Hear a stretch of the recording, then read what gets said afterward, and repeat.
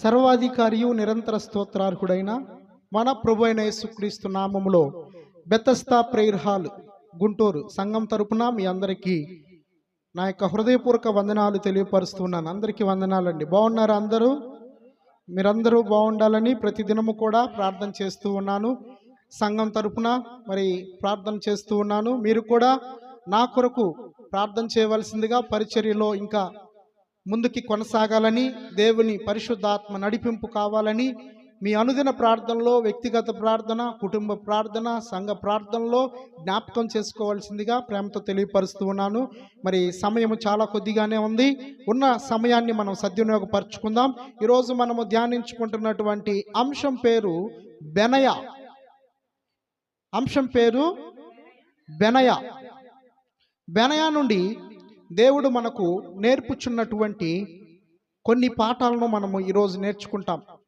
సమూయేలు 2వ గ్రంథం 23వ అధ్యాయం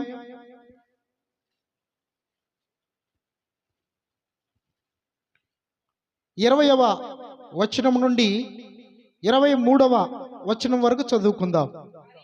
మరియు కప్షయేలు ఊరివాడై క్రియల చేత ఘనత నొందిన ఒక పరాక్రమశాలికి పుట్టిన యెహోయాదా కుమారుడైన బెనాయా అనునొకడుండెను. ఇతడు మోయాబీల సంబంధులకు ఆ ఇద్దరు శూరులను హతము చేసెను. మరియు మంచు కాలమున బయలువెడలి బావిలో దాగి ఉన్న ఒక సింహమును చంపివేసెను. ఇంకను అతడు సౌందర్యవంతుడైన ఒక ఐగుప్తీయుని చంపెను. ఈ ఐగుప్తీయుని చేతిలో ఈట ఉండగా బెనాయా దుడ్డు కర్ర తీసుకుని వాని మీదికి పోయి వాని చేతిలోని ఈట ఓడలాగి దానితోనే వాని చంపెను.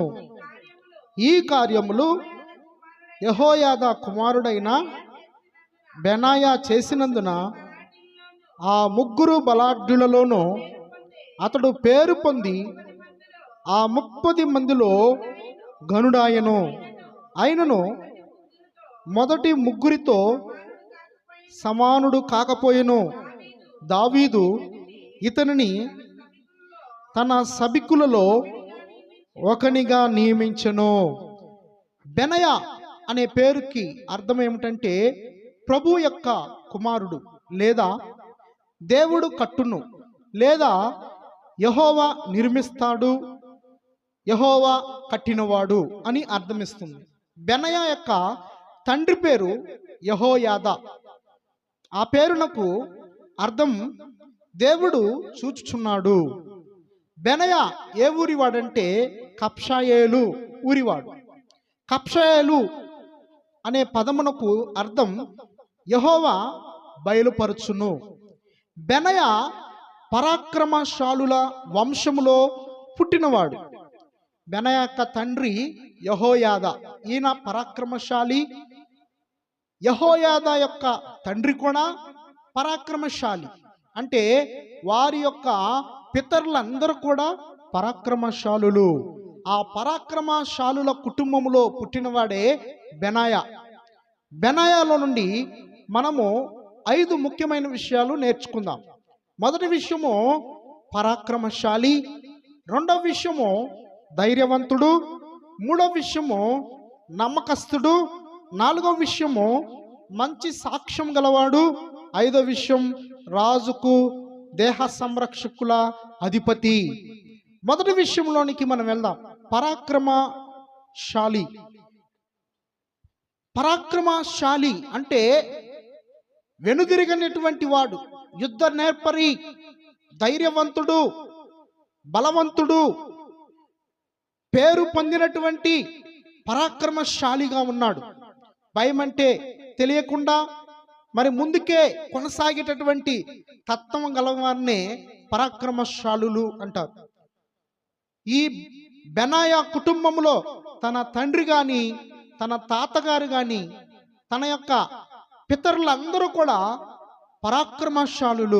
పరాక్రమశాలుల కుటుంబములో పుట్టిన వ్యక్తి పరాక్రమశాలి. మన సృష్టికర్త అయిన దేవుడు కూడా సైన్యములకు అధిపతియగు యెహోవా. ఇప్పుడు ఆయన యొక్క పిల్లలమైన మనము కూడా ఎలాంటి వారము? సింహము పిల్లలు సింహం వలె ఉండాలి.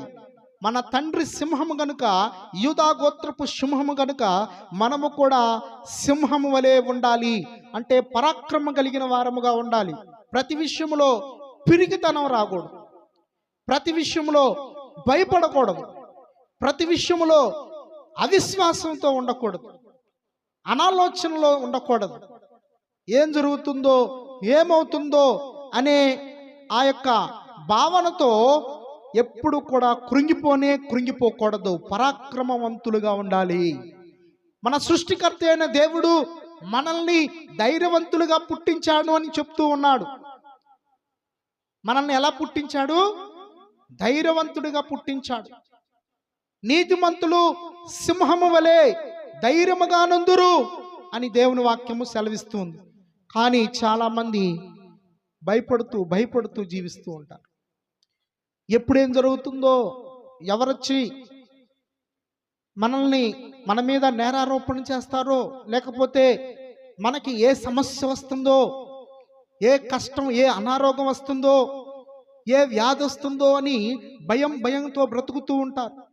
ఏ వ్యాధి వచ్చినా, ఏ అనారోగ్యం వచ్చినా మనకి దేవుడు ఉన్నాడు అన్న విషయంలో మనము ధైర్యంగా ఉండాలి. దేవునికి మహిమ కలుగును గాక. ఆమేన్. దేవుడు మనకుంటే, ఒకవేళ మనకు అనారోగ్యం వచ్చి మనము ఈ లోకములో మనము కన్నులు మూసిన వెంటనే మన కన్నులు ఎక్కడ తెరవబడతాయి? పరలోకంలో తెరవబడతాయి. ఆమేన్.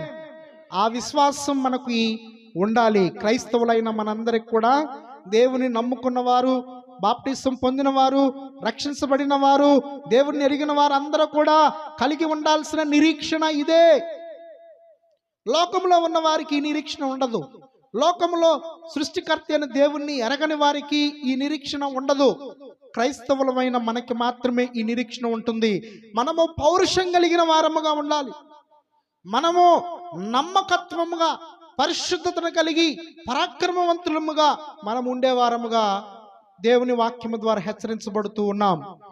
మనము చదువుకున్నటువంటి ఈ యొక్క సమూయేలు 2వ గ్రంథములో 23వ అధ్యాయము 20వ వచనములో మనము గమనిస్తే, మరియు కబ్షాయేలు ఊరివాడై క్రియల చేత ఘనత నొందిన ఒక పరాక్రమశాలికి పుట్టిన యెహోయాదా. క్రియల చేత ఘనత నొందాడు అంటే ఇతని క్రియలు చాలా బాగున్నాయి. ఎవరి క్రియలు? బెనాయా క్రియలు చాలా బాగున్నాయని దేవుని వాక్యం. అతను క్రియల చేత ఘనత నొందిన వాడైన ఒక పరాక్రమశాలికి పుట్టినటువంటి వాడు. అలాంటి వ్యక్తి మనము ధ్యానిస్తూ ఉన్నటువంటి వ్యక్తి. మనము కూడా బెనాయాకు వలె పరాక్రమశాలిగా, పౌరుషం కలిగిన వారిగా ఉండాలి. మనము పౌరుషము కలిగి ప్రభువుని ఆరాధించాలి, ప్రభువుని స్తుతించాలి, ప్రభువుకి ప్రార్థన చేయాలి, ప్రభువు యొక్క భక్తి జీవితమును కొనసాగించాలి. కష్టం వచ్చిన వెంటనే, నష్టం వచ్చిన వెంటనే ప్రభువుని విడిచి దూరంగా తొలగిపోకూడదు. చాలా మంది ఏం చేస్తారంటే, వారికి ఏదైనా అనారోగ్యం వచ్చినా, కష్టం వచ్చినా, నేను ఈ దేవుణ్ణి నమ్ముకున్న తర్వాతే నాకు ఈ అనారోగ్యం వచ్చింది, ఈ కష్టం వచ్చింది, ఈ అప్పులు వచ్చినాయి అని దేవునికి దూరం అయిపోతున్న వారు చాలామంది ఉన్నారు. అలాంటివి అవిశ్వాసమైన జీవితం మనలో ఉండకూడదు. కానీ పరాక్రమం కలిగిన శూరుని వలె, మనము బెనాయాకు వలె క్రియల వలన మంచి ఘనత పొందిన వారముగా ఉండాలని దేవుని వాక్యం ద్వారా హెచ్చరించబడుతూ ఉన్నాం. రెండవ విషయము ధైర్యవంతుడు. సమూయేలు 2వ గ్రంథము 23వ అధ్యాయము 21వ వచనమును మనము గమనించినట్లయితే, ఇతడు మోయాబీల సంబంధులకు ఆ 2 శూరులను హతము చేసెను, మరియు మంచు కాలమున బయలు వెడలి బావిలో దాగి ఉన్న ఒక సింహమును చంపివేసెను. ఇంకనో అతడు సౌందర్యవంతుడైన ఒక ఐగుప్తీని చంపెను. ఈ ఐగుప్తీని చేతిలో ఈట ఉండగా బెనాయ దుడ్డు కర్ర తీసుకుని వాని మీదికి పోయి వాని చేతిలో నుండి ఈటె ఊడలాగి దానితోనే వాని చంపెను. ఇక్కడ మనము గమనించినట్లయితే బెనాయ ఏం చేశాడండి? ఇద్దరు శూరులను హతము చేశాడు. ఆ ఇద్దరు శూరులు దేనికి సంబంధించిన వారంటే మోయాబు దేశానికి సంబంధించిన వారు. మోయాబు దేశంలో ప్రజలు ఎలాంటి వారంటే వ్యభిచారులు. మోయాబు దేశంలో ప్రజలు ఎలాంటి వారంటే బహు ఘోరమైన విగ్రహారాధికులు. మోయాబు దేశంలో ఆ ఇద్దరు శూరులు ఎవరంటే వ్యభిచారము, విగ్రహారాధన అనేటటువంటి ఆ ఇద్దరు శూరులను చంపివేశాడు బెనాయ. బెనాయ చంపివేసింది ఎవరినండి? విగ్రహారాధనని, వ్యభిచారాన్ని. మన జీవితంలో కూడా విగ్రహారాధన సంబంధమైనటువంటి ఆనవాళ్ళు ఇంకా ఏమైనా ఉన్నాయా?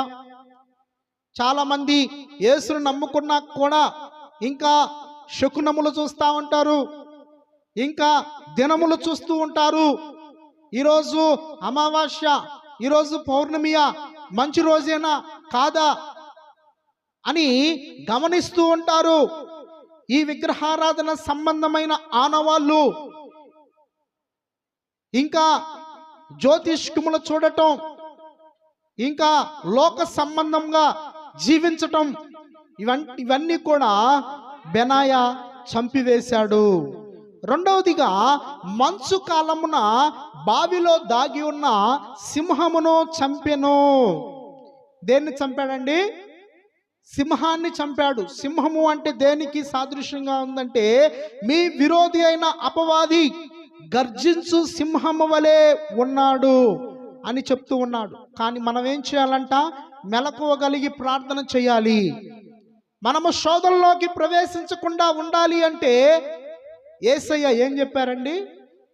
మెలకువగా ఉండి ప్రార్థన చేయాలి. మనకి శోధన రాకూడదు. చాలా మందికి శోధన వస్తుందేమో, కీడు వస్తుందేమో అని భయపడుతూ ఉంటారు. అలాంటి వారితో దేవుడు అంటున్నాడు, మీరు శోధనలోనికి ప్రవేశించకుండానట్లు మీరు ప్రార్థన చేయుడి. యేసయ్య రాతివేత దూరములో గెచ్చమనే తోటలో ప్రార్థన చేస్తున్నప్పుడు పేతురు, యోహాన్లు నిద్రమత్తులో ఉంటారు. మీరు ఒక్క గడి అయినా ప్రార్థన చేయలేరా అని చెప్పి వారిని దేవుడు హెచ్చరించిన వాళ్ళు మరలా నిద్రపోతూ ఉంటారు. ఆయన మరలా వెళ్ళి ప్రార్థన చేసి మరలా వచ్చి చూస్తే శిష్యులందరూ నిద్రపోతూ ఉంటారు. శిష్యులతో మరలా మీరు ఒక్క గడి అయినా ప్రార్థన చేయలేరా అని చెప్పి శిష్యుల్ని దేవుడు హెచ్చరిస్తూ ఉంటారు. కనుక మంచు కాలమున బావిలో దాగి ఉన్న సింహము అంటే సాతాను. సింహము ఎవరంటే అపవాది. సింహము ఎవరంటే పాపమనికి సంబంధించినటువంటివి. పాపమును మనలోనికి రాకుండా మనం ఏం చేసుకోవాలంటే మన చుట్టూ మనము ఆ పాపాన్ని రాకుండా కంచె వేసుకోవాలి. అంటే ప్రార్థన కంచె. ప్రార్థన ద్వారా ప్రభువుని అడగాలి, ప్రభువా నా చూపుల్లో, నా ఆలోచనలో, నా తలంపుల్లో, నా యొక్క దేహము ద్వారా ఎలాంటి పాపము జరగకుండా నన్ను కాపాడయ్యా, నీ దేవదూతను నా చుట్టూ కావలగుంచయ్యా, నీ యొక్క కృపను దయచేయ్యా అని చెప్పి ప్రార్థన చేస్తూ ఉండాలి. మొదటి పేతురు పత్రిక 5వ అధ్యాయం 8వ వచనంలో ఆ యొక్క మీ విరోధి అయిన అపవాది అని అక్కడ సింహమును అని గర్జించు సింహము వలె ఉన్నాడు అని మరి చెప్పబడుతూ ఉంది. సౌందర్యవంతుడైన ఐగుప్తిని చంపెను. మూడవదిగా ఎవరిని చంపాడండి? బెనయ ఎవరిని చంపాడు? మూడవదిగా సౌందర్యవంతుడైన ఐగుప్తియుడు. ఐగుప్తు అంటే లోకము. సౌందర్యవంతుడైన ఐగుప్తియుడు అంటే లోక ఆశలు. లోకంలో ఏముంది? శరీరాశ, నేత్రాశ, డంబము, వీటినన్నిటినీ కూడా చంపివేశాడు. ఇక్కడ ఎలా చంపాడండి? బెనాయ శరీరాశని ఎలా చంపాడు? నేత్రాశని ఎలా చంపాడు? మానవులు అన్నాక కనీసం ఆ మాత్రం కోరికైనా ఉండదా? కనీసం ఇల్లు కట్టుకోవాలని ఉండదా? కనీసం మేము మంచి బట్టలు కట్టుకోవాలని ఉండదా? వాహనం కొనుక్కోవాలని ఉండదా? బంగారం వేసుకోవాలని ఉండదా? ఎలా చంపాడండి అంటే ఒక దుడ్డు కర్ర పట్టుకొని చంపాడండి. ఆయన చేతిలో ఏముంది? దుడ్డు కర్ర. 23వ కీర్తనలో భక్తుడైన దావీదు అంటాడు, నీ దుడ్డు కర్రయు నీ దండమును నన్ను ఆదరించును. ఆయన దుడ్డు కర్ర మనలో ఉండాలి. అంటే దేవుని యొక్క వాక్యం మన దగ్గర ఉండాలి. ఆ వాక్యంతో మనం ఏం చేయాలంటే శరీరాశను, నేత్రాశను, జీవపడంబాన్ని ఆ వాక్యము చేత కత్తిరించాలి. ఏం చేయాలి? ఇక్కడ టైలర్లు ఉన్నారు, టైలర్ పనులు వచ్చిన వాళ్ళు కత్తెర బాగా అలవాటు, కట్ చేస్తాం. అలాగే ఏదైనా మనం చూడగానే ఒక స్త్రీ యొక్క మెడలో మంచి బంగారం గొలుసు కనపడింది అనుకో, టక్కున కళ్ళెడు తిప్పాలి, కత్తిరిచ్చేసేయాలి అంతటితో. గొలుసుని కత్తిరియటం కాదు, మన తల ఇట్లా తిప్పేసుకోవాలి, అంటే ఆశను కత్తిరించేసేయాలి. అలాగా లోకాశలన్నిటిని కూడా మనము ఏం చేయాలంటే చంపేయాలి. చంపేయటం ఎలా? మన వల్ల కాదు, మన చేతిలో లేదు. మరి ఎవరి వల్ల అంటే దేవుని యొక్క వాక్యం చేతిలో ఉంది. దేవుని వాక్యాన్ని నువ్వు అనుదినం పఠనం చేస్తే, ప్రతి దినం దేవుని వాక్యం నువ్వు చదివితే, ఆ దేవుని వాక్యం నిన్ను ఏం చేస్తుందంటే లోకం నుండి నిన్ను వేరుపరుస్తుంది. మూర్ఖులకు ఈ తరమ వారికి మీరు వేరై రక్షణ పొందుడి అని దేవుని వాక్యం సెలవిస్తా ఉంది. ఇక్కడ మోయాబు సంబంధులు సంఖ్యాకాండంలో మనము చూస్తే 25వ అధ్యాయము 1-2 వచనాల్లో ఆ మోయాబు సంబంధులు ఎవరో మనకి దేవుడు స్పష్టంగా చూపిస్తూ ఉన్నాడు. 25వ అధ్యాయము 1-2 వచనాలు. ఇశ్రాయేలీలు షిత్తీములో దిగి ఉండగా ప్రజలు మోయాబు రాండ్రతో వ్యభిచారము చేయసాగిరి. ఒకటేమో వ్యభిచారం అనే శూరుడు, ఇంకొకటి ఆ స్త్రీలు తమ దేవతల బలులకు ప్రజలను పిలువగా వీరు భోజనము చేసి వారి దేవతలకు నమస్కరించిరి. అంటే రెండవది శూరుడెవరు? విగ్రహారాధన. వారి దేవతలకు వీళ్ళు ఏం చేశారు? నమస్కారం చేశారు. దేవుణ్ణి నమ్ముకున్నాక నిజరక్షకుణ్ణి, నీ కొరకు సిలువలో ప్రాణం పెట్టిన దేవుడిని నమ్ముకుని ఆ దేవుని ఆత్మను పొందుకుని వెళ్ళి విగ్రహారాధన చేస్తే దేవుడు ఊరుకుంటాడండి? దేవుడికి ఎంత రోషం ఉంటుందో తెలుసా? దేవుడికి ఎంత ఉగ్రత ఉంటుందో తెలుసా? దేవునికి ఎంత కోపమో తెలుసా? నేను పుట్టించి, నేను ఆహారం ఇచ్చి, నేను నీళ్ళిచ్చి, నేను నివాసం ఇచ్చి, నేను భర్తను బిడ్డలనిచ్చి ఇన్ని మేలులు నేను చేస్తే మాట్లాడటానికి కూడా నోరు రాని ఆ విగ్రహాల దగ్గరికి వెళ్ళి, చూసే కన్నులు లేని ఆ యొక్క విగ్రహాల దగ్గరికి వెళ్ళి మిమ్మల్ని మీరు పాడు చేసుకుంటూ నాశనం చేసుకుంటూ ఉంటే అది మీకు ఉరి కావచ్చును అని దేవుడు చెప్తూ ఉన్నాడు. అన్యులతో సహవాసం మీకు ఉరి కావచ్చును అంటే ఈ స్త్రీలు ఏం చేశారంటే ఇశ్రాయేలు ప్రజల్ని ఈ మోయాబు రాండ్రు స్త్రీలు తీసుకుని వెళ్ళి విగ్రహాలకు నమస్కారం చేయించారు. మోయాబు సంబంధులకు 2 శూరులను బెనాయా హతము చేసెను. అలాంటి ధైర్యం మనకు ఉండాలండి. మనకి ధైర్యం రావాలి అంటే మనకి రాదు, మన వల్ల కాదు. మనం ధైర్యంగా అస్సలు ఉండలేవు. మరి ఎలా ధైర్యంగా ఉంటామంటే దేవుని వాక్యమును చదివితే, దేవుని వాక్యాన్ని ప్రతిదినం వింటే, దేవుని వాక్యాన్ని ప్రతిదినం ధ్యానిస్తే మనం ధైర్యవంతులుగా ఉంటాం. ఒకప్పుడు మనమందరము పిరికివారమే, ఒకప్పుడు మనమందరము విగ్రహారాధికులమే, ఒకప్పుడు మనమందరము చీకట్లో ఉన్నవారమే, ఒకప్పుడు మనమందరము అన్యులమే. కానీ ఇప్పుడు యేసుక్రీస్తుని ఎరిగాం కదా, ఆయన శిలువ త్యాగాన్ని తెలుసుకున్నాం కదా, ఆయన ప్రపంచ మానవులందరి కోసము ఆయన బలియాగముగా శిలువలో చనిపోయాడని తెలుసుకున్నాం కదా, ఆయన మీద విశ్వాసం వలన మనము నీతిమంతులంగా తీర్చబడుతున్నాం కదా. మనకి పరలోకం రావాలంటే మనం ఒక పని చేయాలి. ఏం పని చేయాలండి? పరలోకం రావాలంటే అక్క, చెల్లి, అన్న, తమ్ముడు అందరూ కూడా పరలోకం కావాలంటే ఏం చేయాలి? మనము యేసుని మీద విశ్వాసం ఉంచాలి. యేసు పరలోకాన్ని విడిచి భూలోకం వచ్చాడు. ఆయన నీ కొరకు నా కొరకు సిలువలో చనిపోయి తిరిగి 3వ దినాన లేచాడు అన్న విశ్వాసము అంతం వరకు నువ్వు కలిగి ఉండాలి. మధ్యలో వచ్చి ఎవరైనా యేసు ప్రభు దేవుడు కాదు, ఆయన ఒక ప్రవక్తే, ఆయన ఒక సామాన్య వ్యక్తే.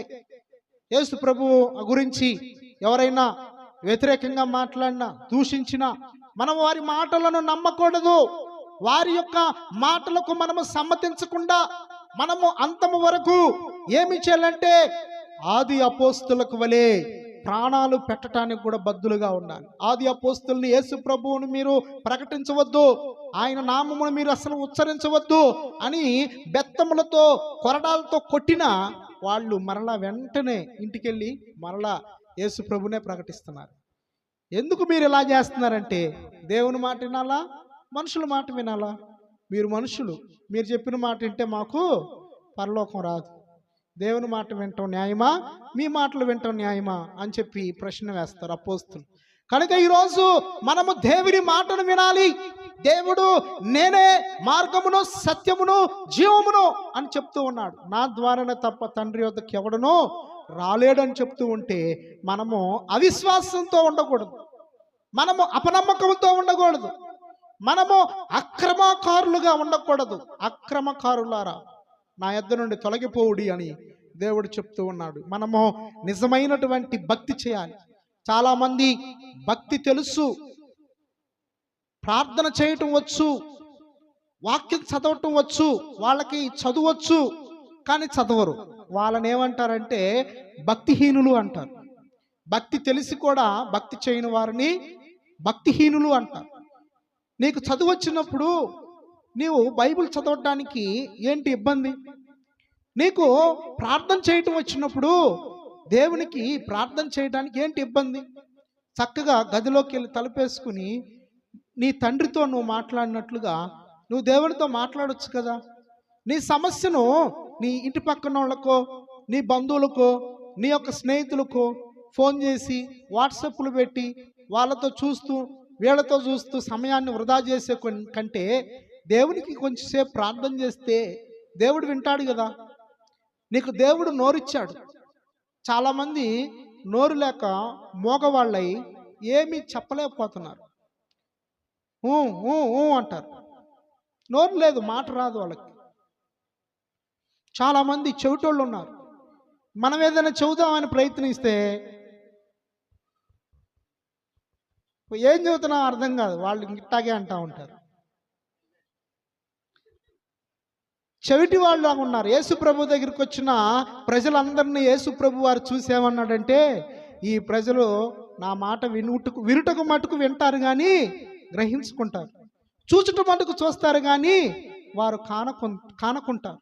వారి హృదయం క్రొవ్వింది, వాళ్ళ హృదయం క్రొవ్వింది. మాంసం తిని బాగా ఐగుప్తు దేశంలో నుండి మరి దేవుడు వారిని రక్షించి కష్టదినాల నుంచి వారిని విడిపిస్తే వాళ్ళు అరణ్యంలోకి వచ్చి మాకు మాంసం ఎవరిస్తారు, ఐగుప్తులో అయితే మంచి మాంసం దొరికేదే అని ఏడుస్తున్నారు. వాళ్ళ కష్టాలు తీర్చిన దేవుణ్ణి స్తుతించకుండా ఇక్కడికి వచ్చి మాంసం ఎవరిస్తారని మోషే మీద ఏడుస్తున్నారు, సణుగుతున్నారు. చూడండి, అంటే లోక ఆశలను మనము కత్తిరించాలి. కత్తెరతో అంటే వాక్యం అనే కత్తెరను తీసుకోవాలి, మనము చంపేయాలి. మూడో విషయంలోకి వెళ్దాం, నమ్మకస్తులు. మన ఆత్మీయ జీవితంలో మనము ఎదగాలి అన్నా, బలపరచబడాలన్నా, మాదిరికరంగా ఉండాలన్నా, ఆశీర్వదించబడాలన్నా, నీ వలన నీ ప్రక్కన వాళ్ళు దీవించబడాలన్నా మనకి ఒకటి ఉండాలి. ఏంటంటే ఆ ఒకటి వాక్యం అనే ఖడ్గం. ఏముండాలంటే వాక్యం అనే ఖడ్గం మనకు ఉండాలి. వాక్యం తెలిసి ఉండాలి. 2 మాటలు చెప్పండి చాలు. యేసు రక్షించును చెప్పండి, యేసు ప్రేమించును, యేసు స్వస్థపరచును. ఈ మాటలు చెప్పలేరా? చిన్న పదాలు చెప్పండి చాలు. ఎవరైనా కష్టంలో ఉన్నారనుకో, యేసు ప్రభు రక్షిస్తాడు, యేసు ప్రభు స్వస్థపరుస్తాడు, యేసు ప్రభుని నమ్మండి. ఒక్క మాట, చిన్న మాటలు. మనము గంటల ప్రసంగాలు చేయాల్సిన పని లేదు. మనము గంటల వాళ్ళకి సువార్త చెప్పాల్సిన పని లేదు. వాళ్ళకి ఈ చిన్న మాటలు చెబితే చాలు. వాళ్ళ హృదయాల్లో నాటే దేవుడే. విత్తేది నీవైనా, నీళ్లు పోసేది మరొకరైనా, వృద్ధి చేసేది మాత్రం దేవుడే. విత్తిన వాళ్ళలో ఏమి లేదు, నీళ్లు పోసిన వాళ్ళలో ఏమి లేదు. వృద్ధి చేసిన దేవుని అందే సమస్తము కలుగుచూ ఉన్నాయని దేవుని వాక్యం సెలవిస్తా ఉంది. మూడో విషయమును మనం గమనిస్తే నమ్మకస్తుడు. బెనాయా నమ్మకస్తుడు. రాజులు మొదటి గ్రంథం 1వ అధ్యాయం 36వ వచనాన్ని చదువుకుందాం. అందుకు యెహోయాదా కుమారుడైన బెనాయా రాజులకు ప్రత్యుత్తరముగా ఇట్లనెను, అలాగు జరుగునుగాక, నా ఏలిన వాడవును రాజునకు నీ దేవుడైన యెహోవా ఆ మాటను స్థిరపరచునుగాక. 38 చదువు. కాబట్టి యాజకుడైన సాదోకును ప్రవక్త అయిన నాతానును యెహోయాదా కుమారుడైన బెనాయాయును కెరేతీయులను పెలేతీయులను రాజైన దావీదు కంచెరగాడిద మీద సొలొమోనును ఎక్కించి గీహోనుకు తీసుకొని రాగా. చాలు. 2వ అధ్యాయము, అదే అధ్యాయం 2వ అధ్యాయము 25వ వచనాన్ని చదువుకుందాం. యెహోయాదా కుమారుడైన బెనాయాను పంపగా ఇతడు అదోనియా మీద పడినందున అతడు చనిపోయెను. 34వ వచనం. కాబట్టి యెహోయాదా కుమారుడైన బెనాయా వచ్చి అతని మీద పడి అతని చంపగా అతడు అరణ్యమందుండు తన ఇంటిలో పాతి పెట్టబడెను. ఇక్కడ బెనాయా నమ్మకస్తుడుగా ఉన్నాడు. ఎవరి కిందంటే దావీదు కింద. దావీదు ఎవరు? ఇశ్రాయేలు ప్రజలందరికీ రాజు. దావీదు కింద దేహ సంరక్షకుల అధిపతిగా ఉన్నాడు. దావీదు తర్వాత రాజైన వాళ్ళు ఎవరు? దావీదు కుమారుడైన సొలొమోను. దావీదు తర్వాత ఎవరైనా రాజైంది? దావీదు కుమారుడైన సొలొమోను. వీళ్ళిద్దరి కింద సైన్యాధిపతిగా బెనాయా చేశాడు. అంటే ఇద్దరు రాజుల క్రింద నమ్మకమైన సైన్యాధిపతిగా బెనాయా ఉన్నాడు. రాజు ఏదైనా ఆజ్ఞాపిస్తే వెంటనే తక్షణమే వెళ్ళి ఆ పని ముగించుకుని వచ్చేసేవాడు. అప్పుడు రాజుకి ఎలా ఉంటుందండి? చెప్పిన పని వెంటనే చేసి మరలా తిరిగి వస్తే రాజుకి ఎలా ఉంటుంది? చాలా సంతోషంగా ఉంటుంది. ఇప్పుడు బెనాయాను చూసి రాజు చాలా సంతోషిస్తూ ఉన్నాడు. దావీదు రాజునకు దేహ సంరక్షణ అధిపతిగా ఉన్నాడు. సొలొమోను రాజు దినాల్లో కూడా బెనాయా సైన్యాధిపతిగా పనిచేశాడు. సొలొమోను రాజుకు పట్టాభిషేకము చేసిన వారిలో అప్పుడు ఒక సైన్యాధిపతిగా ఉన్న వ్యక్తి బెనాయా. ఇద్దరు రాజుల క్రింద నమ్మకమైన పనివానిగా బెనాయా ఉన్నాడు. 4వ విషయాన్ని మనం చూస్తే మంచి సాక్ష్యమును కలిగిన వాడు. 1 దినవృత్తాంతములు. మంచి సాక్ష్యమును కలిగినటువంటి వాడు.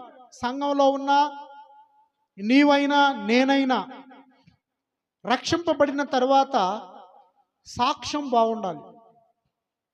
అంటే మంచి ప్రార్థనా పరురాలుగా, మంచి సాక్ష్యం చెప్పే విశ్వాసిగా, మంచి కుటుంబీకురాలుగా సంఘంలో ఉండాలి, ఇంట్లో కూడా ఉండాలి, అలాగే ఉద్యోగంలో ఉండాలి.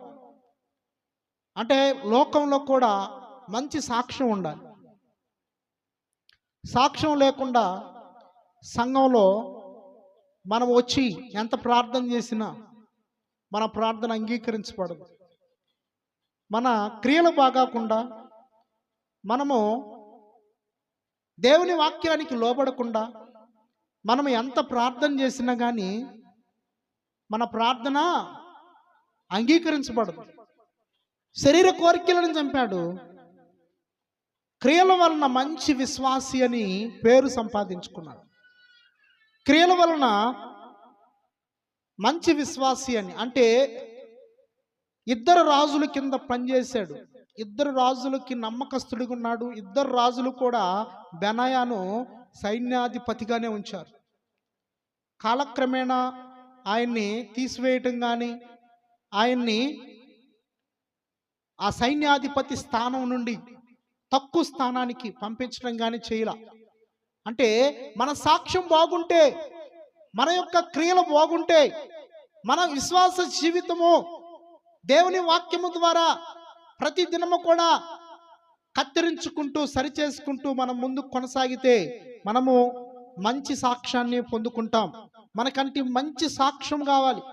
యేసయ్య సమాజ మందిరంలో ఉండి అక్కడ ఉన్నటువంటి పరిసయ్యులు, శాస్త్రులు, సద్దూకయ్యులు, యూదులు, ఇశ్రాయేలు ప్రజలందరి ముందు నాలో పాపం ఉన్నదని ఎవడైనా స్థాపించగలడా అని సవాలు విసిరారు. ఎవరైనా ముందుకొచ్చి యేసయ్య నువ్వు ఫలాని పాపం చేసావని చెప్పారండి యేసయ్య మీద చెప్పలేకపోయారు.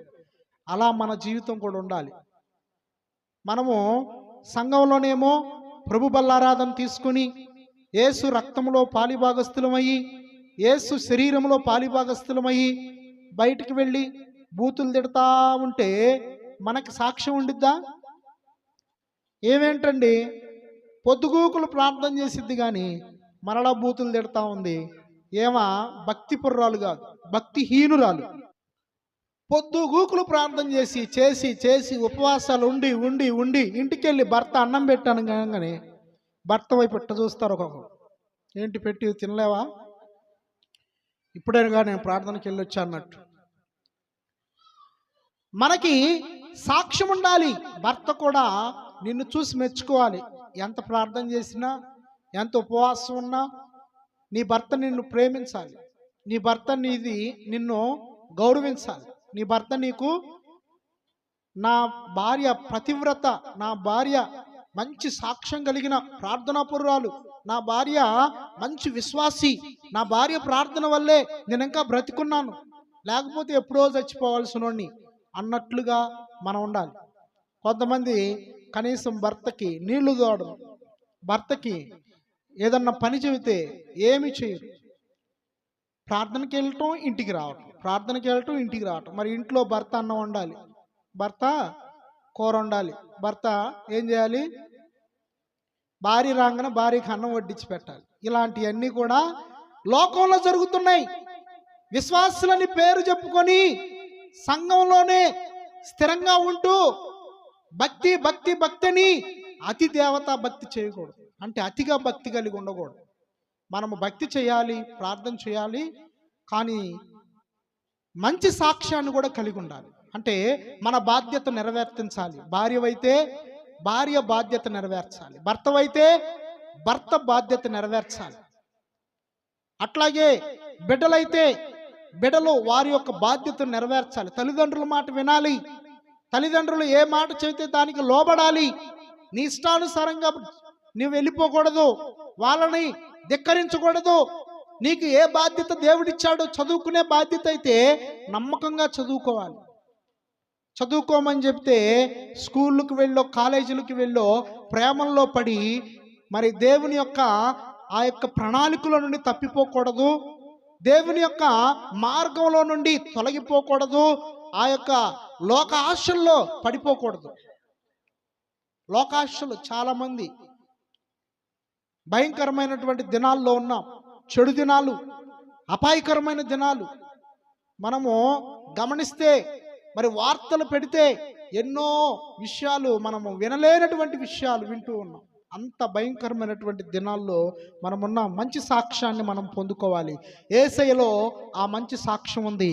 అలాగా ఆయన బిడ్డలముగా, యేసయ్య కుమారులుగా, యేసయ్య కుమార్తెలముగా మనము కూడా అలాంటి సాక్ష్యాన్ని, నా మీద ఏదైనా ఒక నిందుంటే చెప్పు, నా మీద ఏదైనా ఒక తప్పు ఉంటే చెప్పు అని సాక్ష్యం మనము బయట వాళ్ళని అడిగితే మనలో ఏ సాక్ష్యము లేని వారము ఉండాలి. అంటే అంత పవిత్రంగా జీవించటానికి మనము ప్రయత్నించాలి.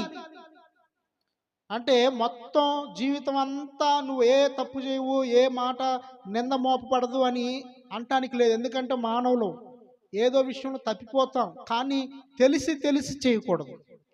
మనము తెలిసి చేయకూడదు. లాస్ట్ విషయాన్ని మనము ధ్యానించుకుందాం. 5వ విషయము, రాజునకు దేహ సంరక్షక అధిపతిగా ఉండెను. చూడండి ఎంత ఉన్నతమైన స్థితి వచ్చిందో. బెనాయా ఒక సైన్యాధిపతి, బెనాయా పరాక్రమశాలుల్లో ఒకడు. బెనాయా పితరులందరూ పరాక్రమశాలులు. అయితే బెనాయా ధైర్యమును బట్టి, బెనాయా తన లోకాశలను విసర్జించి, లోకములో అపవాదిని మరి తన దుడ్డుకరను బట్టి, వాక్యమును బట్టి అపవాదిని జయించి, మోయాబు సంబంధులకు ఆ ఇద్దరు శూరులను చంపి ఒక నమ్మకస్తుడుగా మంచి సాక్ష్యం కలిగిన వాడిగా ఉండటం వలన బెనాయాకి ఎంత స్థితి వచ్చిందంటే దావీదు రాజుకే దేహ సంరక్షకుల అధిపతిగా ఉండే అంత అర్హత వచ్చింది. చూడండి ఎంత ఉన్నతమైన స్థితిలో ఉన్నాడో. ఉన్నతమైనటువంటి స్థితి బెనాయాకి ఎందుకు వచ్చిందంటే బెనాయా దేవుణ్ణి అనుసరిస్తూ ఉన్నాడు. దేవుణ్ణి నమ్మకంగా ఆయన ఆజ్ఞల్ని గైకొంటూ ఆయన వాక్యమునకు విధేయుడై రాజుని కాపాడుతూ ఉన్నాడు. రాజుని క్షేమముగా ఉండాలని కోరుకుంటూ ఉన్నాడు. కనుక ఇక్కడ రాజునకు దేహ సంరక్షణ అధిపతిగా హెచ్చించబడ్డాడు. బెనాయా అధిపతి అయ్యాడు. 24,000 మందికి అధిపతి అయ్యాడు. దినవృత్తాంతంలో మొదటి గ్రంథం 27వ అధ్యాయము 5వ వచనంలో వ్రాయబడి ఉంటుంది. 30 మంది పరాక్రమశాలుల్లో ఒకడై, అంటే 30 మందికి అధిపతిగా ఉన్నాడు. 3 పరాక్రమశాలులు ఉన్నారు. ఆ 3లో ఘనత నొందిన వాడు బెనాయా. దావీదు ఇతనిని దేహ సంరక్షణ అధిపతిగా నియమించాడు. కెరేతీలకు పెలేతీలకు అధిపతిగా నియమించి ఉన్నాడు అని మనము గమనించాలి. ముగింపులోనికి వచ్చి ఉన్నాము. బెనాయా తన జీవితంలో పరాక్రమవంతుడిగాను, ధైర్యవంతుడిగాను, నమ్మకస్తుడిగాను, మంచి సాక్ష్యం కలిగిన వాడుగాను, రాజునకు దేహ సంరక్షకుల అధిపతిగాను మరి నియమించబడి ఉన్నాడు. మనము కూడా మన రాజు అయినటువంటి, మన రాజులకు రాజు, ప్రభువులకు ప్రభువు, సృష్టికర్త అయిన దేవునికి నమ్మకమైనటువంటి మనము పనివారముగా ఉండాలి. నమ్మకమైనటువంటి దాసులముగా ఉండాలి. మనము ధైర్యముతో మనము దేవుడిచ్చిన పనిని నిర్వర్తించాలి. పరాక్రమశాలులుగా మనము దేవుని పనిని నిర్వర్తించాలి. మనము కస్తులమని దేవునికి మనం కలుగు చేయాలి. ఎప్పుడు కలుగు చేస్తామంటే మనము సంఘంలో ఒక పని చెప్పినప్పుడు ఆ పనిని తక్షణమే వెంటనే మనము చేసి వచ్చినప్పుడు దేవుడు గమనిస్తూ ఉంటాడు. ఈమె నమ్మకస్తురాలు, చెప్పిన పని వెంటనే చేస్తుంది. ఈయన నమ్మకస్తుడు, చెప్పిన పని వెంటనే చేస్తున్నాడు అని దేవునికి నీ మీద నమ్మకం కలిగిందంటే నీవు హెచ్చించబడతావు, ఉన్నతమైన స్థితికి హెచ్చించబడతావు. ఇక్కడ బెనాయా మరి ఇశ్రాయేలీల రాజు అయినటువంటి మరి దావీదుకి దేహ సంరక్షకుల అధిపతిగా మరి నియమించబడి ఉన్నాడంటే ఉన్నతమైన స్థితి అది. కనుక మనము కూడా మన సృష్టికర్త అయిన దేవుని కోసము పనిచేసే వారముగా ఉండాలి. దేవుని వాక్యాన్ని మనము విని విశ్వసించి నమ్మి రక్షణ పొందాలి. మనం ఇంకా యేసు క్రీస్తును తెలుసుకొనకపోతే యేసు మనల్ని రక్షించును, యేసు మనల్ని ప్రేమించును, యేసు మనల్ని విడిపించును. ప్రతి పాపము నుండి, ప్రతి చీకటి నుండి, ప్రతి అశాంతి నుండి, ప్రతి రోగము నుండి ఆయన మనల్ని విడిపించి తన యొక్క పరలోకములో నిత్య జీవాన్ని ఇవ్వటానికి ఆయన ఇష్టపడుతూ ఉన్నాడు అన్న విషయాన్ని మనము గ్రహించాలి. మనమందరము కూడా ఇంకా ఎవరైనా ఈ వాక్యం వింటున్న వారిలో రక్షణ పొందకుండా, యేసును నమ్మకుండా ఇంకా ఉన్నట్లయితే రేపేమి సంభవించునో నీవెరుగవు. కనుక ఈరోజే మనది, రేపే మనది కాదు. కనుక రేపేమి సంభవిస్తుందో మీరు ఎరుగరని దేవుని వాక్యం సెలవిస్తా ఉంది. కనుక ఉన్న ఈ యొక్క దినమున వినుచున్నప్పుడే యేసును మనము సొంత రక్షకుడిగా అంగీకరించి ఆయన్ని నమ్మి బాప్టిసం పొందాలి. నమ్మకుండా మనం అలాగే ఉంటే వారికి శిక్ష విధించబడుతూ ఉందని లేఖనములో సెలవిస్తూ ఉన్నాయి. బెనాయాను చూసి మనము ఈ 5 గుణలక్షణాలని నేర్చుకుని మన ఆత్మీయ జీవితంలో బలపరచబడాలి అని దేవుని వాక్యం, దేవుడి మాటలను మన ఆత్మీయ వినికిల్లో దీవించును గాక. ఆమేన్. హల్లెలూయా.